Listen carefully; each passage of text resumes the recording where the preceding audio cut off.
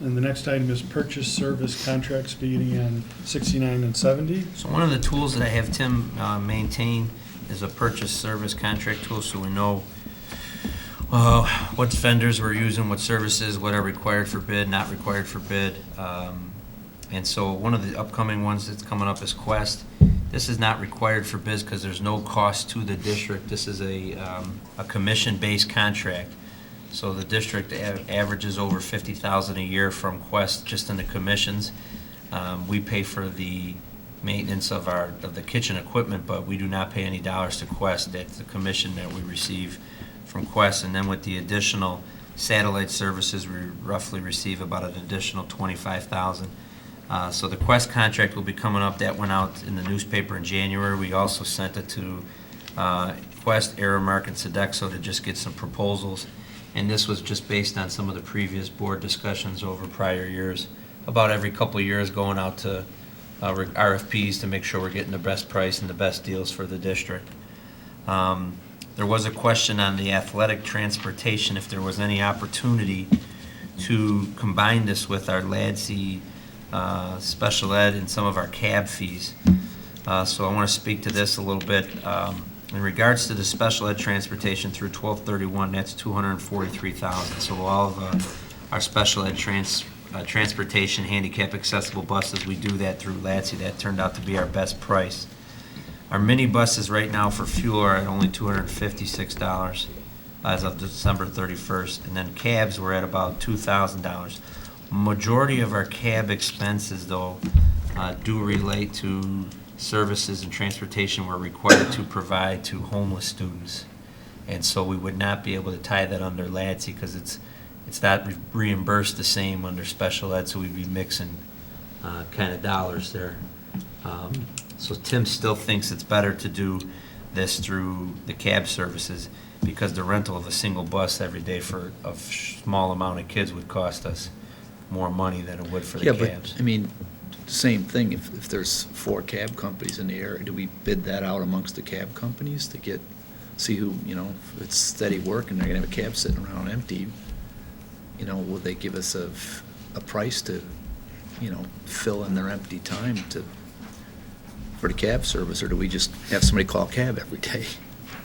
I'm not sure. Sometimes that's coordinated through the, I can check on that. I mean, that's all I'm saying. Yeah, is there an RFP process? Maybe we can get a better deal than what we're paying. That's all I'm suggesting. I know we haven't bidded this out. To your earlier question, does that individual fall under the scrutiny of a review of their background check? That's another problem, too. Yeah. The bus drivers have to do it, right, Mhm. Kevin? What about the cab drivers that we're putting the kids in the cabs with? The cab drivers do as well. Oh, they do? Yeah, Okay. and that's why we use a particular company. Okay. Okay, and I know we set this up through one of our social workers, and a lot of times. Again, maybe it's the best deal out there. I don't know. I'm just saying, I hope we're looking, that's all, while we're looking Okay. at transportation. We'll take a look and come back.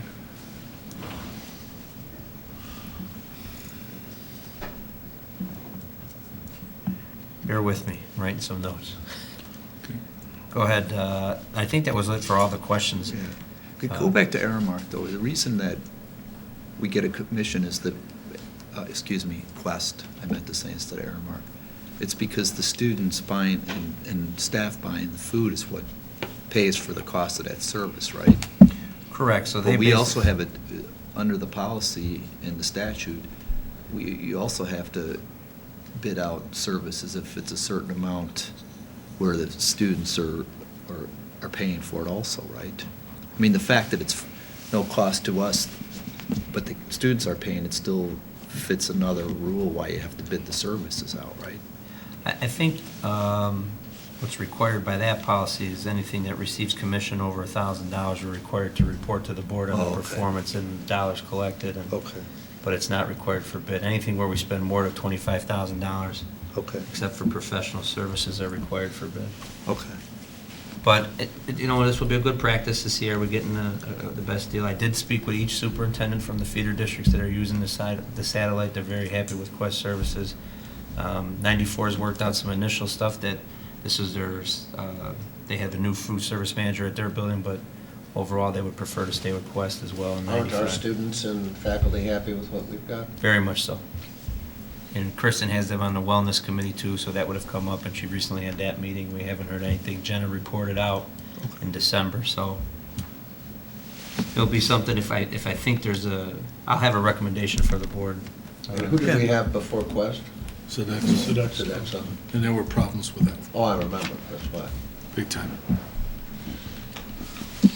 Okay, anything else on these items? as we're That's taking it. We notes? have another, I think transportation is up this year as well, but that will be coming out a little later in spring. The one thing we need to remember with the transportation bid is that we don't provide daytime services for school transportation, is where these transportation companies, that's their largest revenue generator.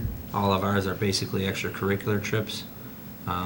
Or So- field trips, yeah. or field trips, and so a lot of that comes down to what they can fill in after, and so it's hard to sometimes negotiate the best price, because there's really not a lot of people that want to fill in those trips. Sure. Plus, I think the one year we went with the lowest price, we had problems with it. Right.